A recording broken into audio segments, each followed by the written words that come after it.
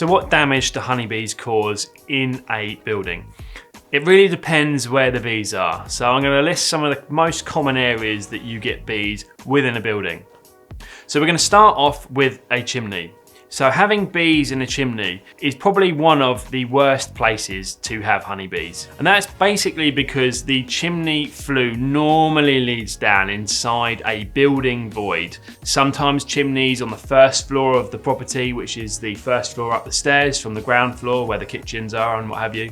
So the first floor chimneys are normally covered over, they're decorated, they're not used anymore. We don't have fires on the first floor in our day and age. So they're plastered over, and what happens if you get any honey dripping down there because you've got hot weather? Remember, honey is built into wax combs. If the wax combs get hot, no matter where the combs are, they do slip and slide in a chimney. The bricks heat up, and what happens is that can slump. We call it a honey melt here. So when that honey melt happens, it comes down, you hear a slump down into the bottom of the fireplace. What happens is it's all concealed, because remember it's on the first floor, and then the honey drips down, and normally what we have is honey dripping through the first floor ceiling into the ground floor, for example, into the living room. Coincidentally, we have actually had that happen once, and it was dripping down and just missing the sideboard in the kitchen where the toaster was. So had it been a little bit over to the right, she would have actually been able to have the honey drip onto the toast there. So that is a big risk, and that has happened. That's a genuine story. The other problem it can cause is not just the leaking of the honey. You can end up with secondary pest infestations coming down into the home, which can be quite unpleasant. The varied carpet beetle we have found inside colonies of bees where the bees die and fall down into the cavity. The varied carpet beetle, which eats textiles, any proteins in any dead matter, wool, skin, fur, that's what they're after. So they get inside all of those thousands of dead bees over a period of time, because they do naturally die. The worker bee only survives for 6 weeks. And they build up inside that area, and you get the varied carpet beetle breaks down that material and eats it. Eventually that then comes out when it's looking for food inside the house, and that's when it's a problem, because what happens is those beetles will go after the clothes and carpets, and then normally they're after the really expensive ones. So they're after natural wool jumpers, they're after natural wool carpets, unfortunately. The other problem you've got in a chimney is the deterioration from what's called the dew point.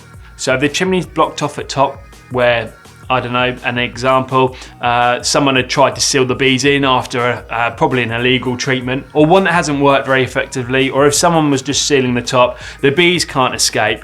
The humidity's built up in there, starts to smell, the air can't escape. The bees, they'll survive actually maybe even up to a year in an enclosed environment. They survive for quite a long time if they've got honey. So that warmth is going to stay in there.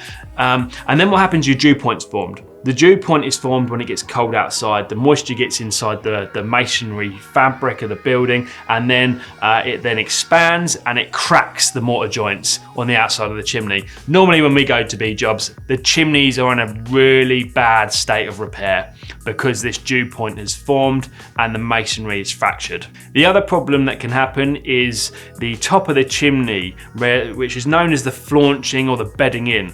That's the bit of cement that holds those chimney pots in place.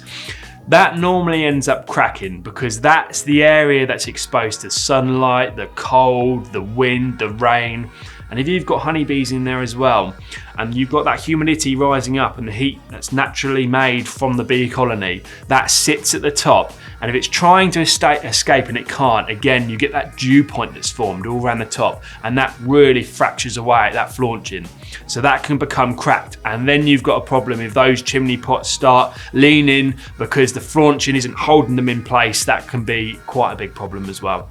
The other problem you can have with bees in any place in a building is swarming bees into new locations. We do find often that bees that come out of a chimney will want to go back into a chimney.